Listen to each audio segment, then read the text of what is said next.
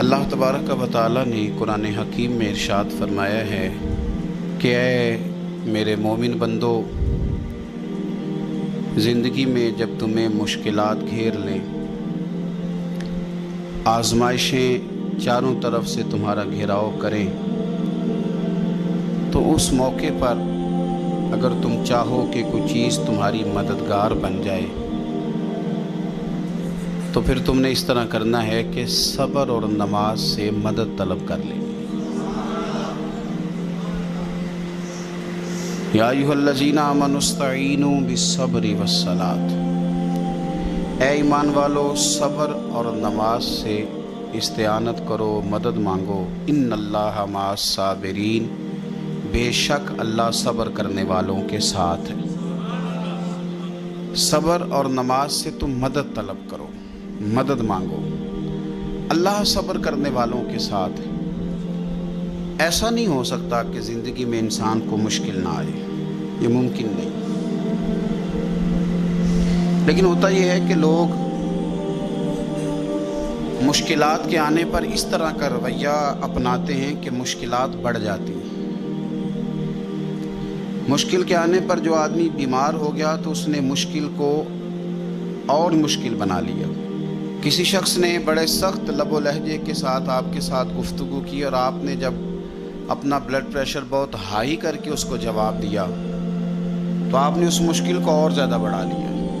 اگر زندگی میں صبر آ جائے، حوصلہ آ جائے اور انسان کو یہ بات نصیب ہو جائے کہ اس نے جو کام کرنا ہے صبر کے ساتھ کرنا ہے، تو اس دنیا کے اندر سفر کرنے کے لیے، زندگی گزارنے کے لیے جو بہترین سواری ہے وہ صبر ہے۔ یہ ایک بہترین سواری ہے۔ میرے نبی کریم صلی اللہ تعالیٰ علیہ وسلم نے ارشاد فرمایا کہ جب اللہ تعالیٰ قیامت کے دن صبر کرنے والوں کو جزا دے گا نا، اور اللہ تبارک و تعالیٰ انہیں اپنے انعامات سے نوازے گا، تو فرمایا جن لوگوں نے دنیا میں سکھ اٹھائے ہوں گے نا، بہت زیادہ زندگی آسانی میں گزاری ہوگی، وہ بھی صبر کرنے والوں کا انعام دیکھ کر خواہش کریں گے کہ کاش ہمارے جسم لوہے کی کینچیوں سے کاٹ دیے جاتے، تو آج ہمیں بھی یہ والا اجر ملتا جو ان صابرین کو دیا جا رہا۔ بڑی توجتوں میں جلد بازی، آہستہ آہستہ تلخی، اور چونکہ یہ تیز لوگوں کا زمانہ ہے تو بہت سارے لوگ جب تیزی دکھاتے ہیں، زندگی میں حوصلہ نہیں ہوتا، تو وہ کئی دفعہ نہ بیچارے اپنی ہی تیزی میں الجھ جاتے ہیں۔ کچھ دوست کئی دفعہ آ کے پوچھتے ہیں، کہتے ہیں بڑی مشکل ہے، بڑی مشکل ہے، تو آپ بتائیں کہ کیا کریں؟ تو میں کہا کرتا ہوں کہ آج کل جو مشکلات ہیں نا، آپ نے یہ مہربانی فرمانی ہے کہ کوئی نیا پروگرام نہیں بنانا، کوئی نئی اسکیم نہیں لڑانی مشکل سے نکلنے کے لیے۔ ایسا نہ ہو کہ آپ اور مشکل میں الجھ جائیں۔ آپ اللہ تبارک و تعالیٰ پہ بھروسہ کریں اور اپنی زندگی حوصلے کے ساتھ، صبر کے ساتھ گزاریں، اطمینان کے ساتھ، اور جد و جہد کرتے رہیں، کوشش کرتے رہیں، ہمت نہیں ہاریں۔ ایک وقت لگتا ہے، ایک ٹائم لگتا ہے۔ اگر اللہ کے پیارے حبیب صلی اللہ علیہ وسلم کو انقلاب برپا کرتے 23 سال لگ گئے، تو آپ کو کیا جلدی ہے؟ تھوڑا سا آپ وقت دیں، تھوڑا سا آپ رکیں، تھوڑا سا صبر کریں۔ میرے رسول کریم صلی اللہ علیہ وسلم نے صبر کا ہمیں پیغام دیا۔ اپنی زندگی کو اگر آپ صبر نہیں کریں گے تو زندگی بے چین ہو جائے گی، زندگی بے قرار ہو جائے گی، زندگی میں تکلف آ جائے گا۔ زندگی کے اندر میں بہت سارے دوستوں کو دیکھتا ہوں کہ ایک مفت کی بے چینی، اپنا تعارف کرانے کی بے چینی، اپنا نام بنانے کی بے چینی، اپنا آپ ظاہر کرنے کی بے چینی، اپنی کوئی کہانی سنانے کی بے چینی، یہ ساری بے چینیاں ہیں۔ آپ کچھ کام کریں زندگی میں اور حوصلے کے ساتھ کریں، اور پھر تھوڑا ٹائم دیں۔ ایک وقت آئے گا رب کریم آپ کو خود ہی عزت عطا فرما دے گا، اللہ تعالیٰ خود ہی آپ کو شہرت بھی عطا کر دے۔ آپ کو کہیں منظور نظر ہونا ہے، فرنٹ سیٹ پہ آنا ہے تو ٹائم لگے گا، کچھ کر کے آئیں گے تو آپ کو بھی مزہ آئے گا، کچھ کر کے آئیں گے تو آپ کو بھی پتہ چلے گا کہ نہیں میں کسی وجہ سے آیا ہوں۔ بلا وجہ آ جاؤ گے تو بلا وجہ جو کرسی مل جاتی ہے وہ بلا وجہ چھین بھی جاتی ہے، تو کسی وجہ سے ملتی ہے تو پھر اللہ تعالیٰ اسے دوام بھی دیتا ہے۔ اپنی زندگی میں حوصلہ، صبر۔ میرے نبی کریم صلی اللہ علیہ وسلم نے فرمایا، میرا رب کریم جب کسی کو بیمار کرتا ہے نا تو پھر اللہ فرشتوں کو بھیجتا ہے فرماتا جب پتہ کر کے آؤ کسی سے میری شکایت تو نہیں کر رہا. تو فرشتے جا کے عرض کرتے ہیں مالک اس کے پاس تو جو بھی آیا نا اس نے یہی کہا کہ الحمدللہ جس حال میں اللہ نے رکھا ہے میں راضی ہوں. اس نے تیری شکایت نہیں کی, اس نے تیری رضا پہ اس بیماری کو تیری طرف سے آزمائش سمجھ کے قبول کیا. میرے نبی کریم علیہ السلام فرمانے لگے, رب فرماتا ہے فرشتوں گواہ ہو جاؤ, اگر میں اسے اس بیماری سے شفا دوں گا تو جو اس کے پاس خون ہے اس سے بہتر خون اسے عطا کروں گا, اور جو اس کے پاس گوشت ہے اس سے بہتر اسے گوشت عطا کروں گا, اور اگر میں اسے اس بیماری میں وفات دوں گا تو پھر میں اسے جنت عطا کروں گا. اگر شفا دوں گا تو بہترین شفا دوں گا, اور اگر وفات دوں گا تو پھر جنت دوں گا. جب آپ حوصلے کے ساتھ چیزوں کو قبول کرتے ہیں, جب آپ کی طبیعت کے اندر صبر چھلکتا ہے, جب آپ کو محسوس ہوتا ہے کہ اب ہم کچھ تو حوصلہ تیزی کے ساتھ لوگوں کے اندر سے حوصلہ رخصت ہوا ہے. اور میں دیکھتا ہوں کہ شکایتیں, شکوے, پریشانیاں, اور ہر بات میں لوگ یہ کہتے ہیں کہ جناب بڑی بری حالت ہے, پتہ نہیں کیا بننے والا ہے, جلدی سے کوئی معاملات ٹھیک ہو جائیں. اور بعض سنگی اس طرح کی باتیں بھی کرتے ہیں, وہ کہتے ہیں جناب میں تو نمازیں بھی 5 پڑھتا ہوں, میں تو روزانہ سویرے قرآن پاک بھی پڑھتا ہوں. تو میں اکثر پوچھتا ہوں کہ آپ قرآن پاک اس لیے پڑھتے ہیں کہ آپ کی دکان زیادہ چلے, کہ یہ اس لیے پڑھتے ہیں کہ اللہ راضی ہو جائے؟ آپ یہ تو دیکھیں کہ آپ عبادت کر رہے ہیں کہ تجارت کر رہے ہیں. ٹھیک ہے عبادت سے تلاوت سے رزق میں برکت ہوتی ہے, پر مقصود برکت نہیں, مقصود تو اللہ کو راضی کرنا ہے. تو ہم بڑی ساری جگہوں پر جلد باز ہیں.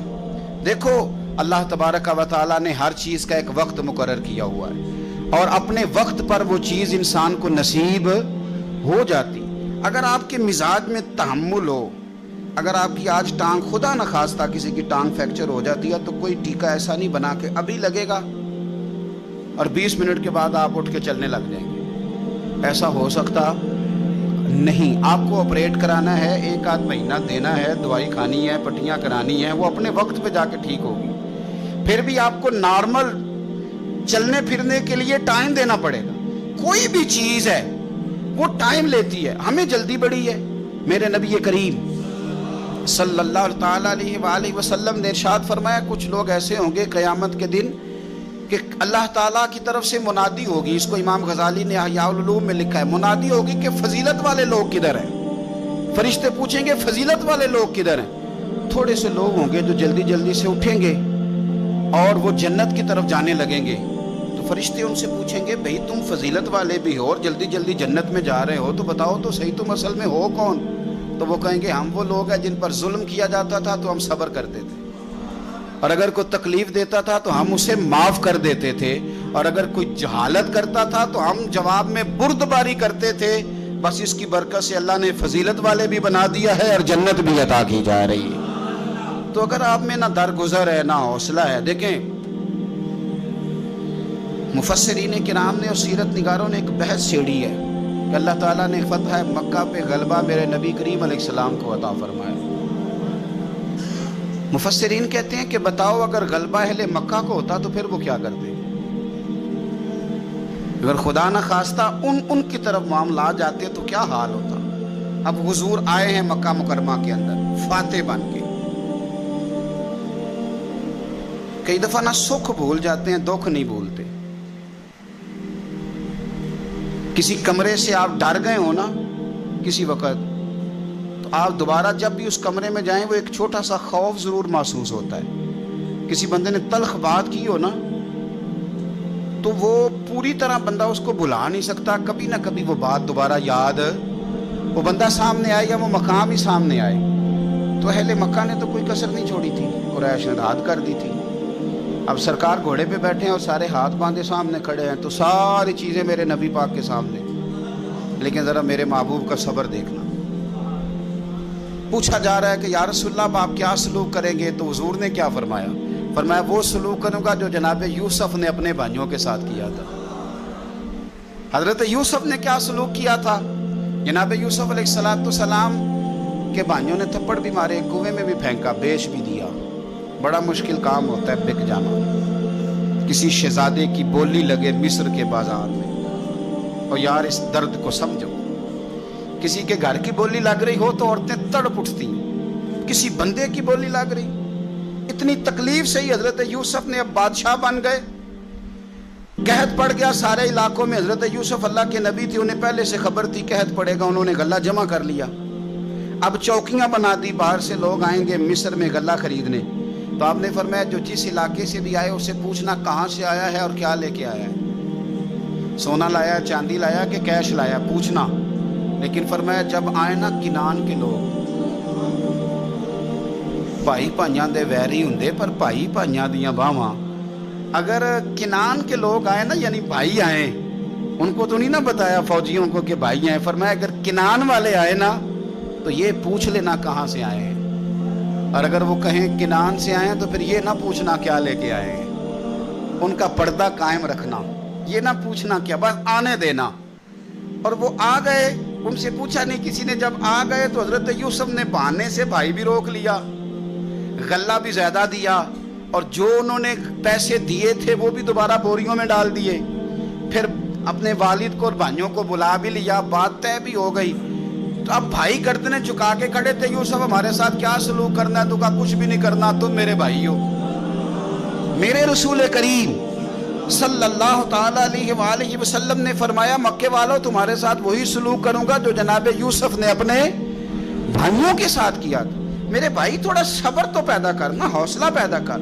پہلے حضرت یوسف بھائی تھے، اور جب جناب یوسف نے معاف کیا تو پھر بھائی سجدوں میں گر گئے، پھر کیفیت اور ہو گئی۔ اس زمانے میں سجدہ تعظیمی جائز تھا، تو وہ تعظیم کرنے لگے۔ جب آپ نے صبر ہوتا ہے تو لوگ آپ کی تعظیم کرنے لگتے، آپ کی عزت بننے لگتی، آپ کا وقار